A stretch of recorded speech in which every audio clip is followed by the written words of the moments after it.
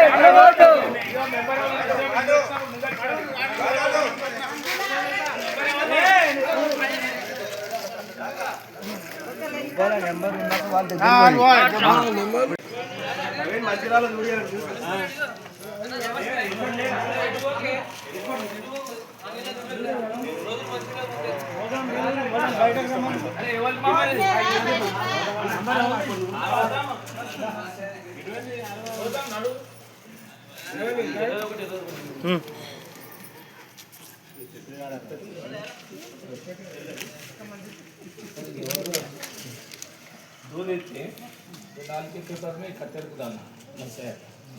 और फोटो दिन मेंबर आए स्कूल दो दिन नीचे राडा को नीचे